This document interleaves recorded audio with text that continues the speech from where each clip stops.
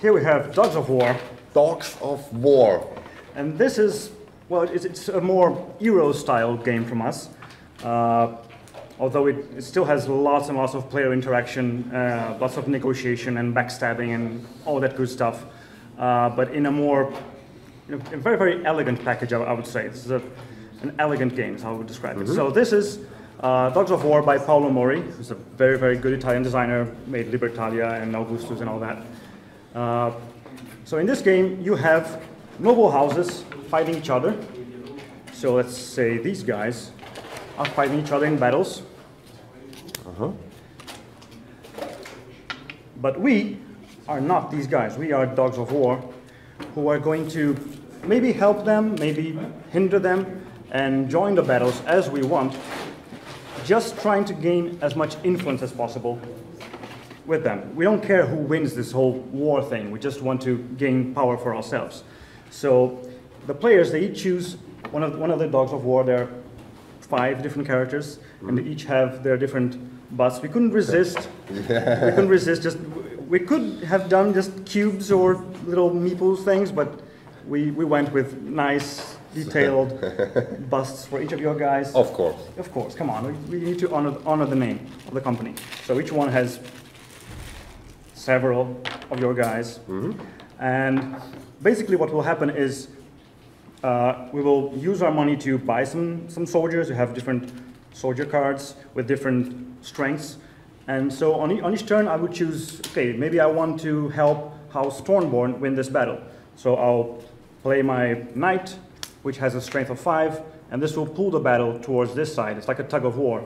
So now this house is winning the battle. I put my captain in here. I get a reward listed on the order of battle tile. So maybe I put it here, so I get 2 coins, or I put somewhere else to get a new soldier. You can choose. Yeah, I can choose. Some of the spaces have a prerequisite, so I can only go there if I play a very strong soldier.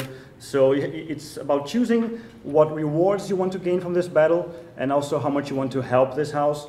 And then the next player may go, oh, I'm going to fight against you, and then he puts a soldier there and pulls the battle back this way.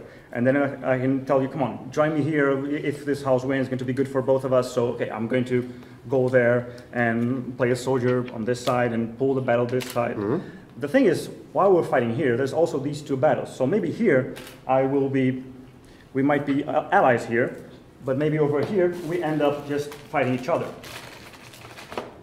And we face each other here. So here we're allies, here we're enemies. And so the allegiances, they are always shifting.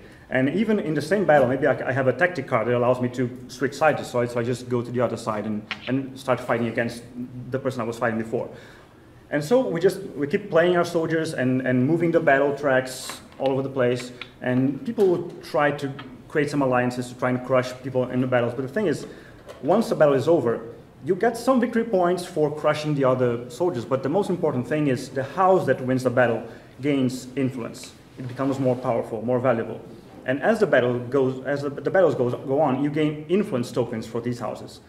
And the thing is, at the end of the game, each of these tokens is only worth as much as the house to which it belongs. So if you have lots of tokens from a house that only loses battles, you actually lose points. If you have maybe 2 tokens from a house that just crushed every battle, is on 7, maybe you can win the game just from that.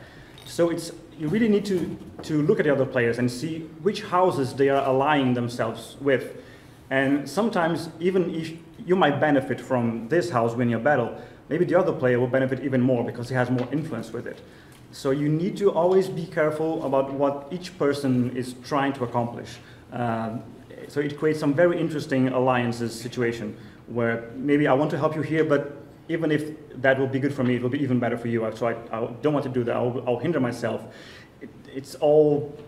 There's some hidden information which makes it very intriguing, and some very overt betrayals and alliances going on the board there. Great, cool. Sounds very interesting, very cool. You said it. It's a Euro game style. Yeah, and honestly, I think this is the best game we have ever done. I really wish people just discover it, try out, because it's hard for you to grasp it from me just explaining it to you, but I haven't seen anybody play this game and not just go nuts about it.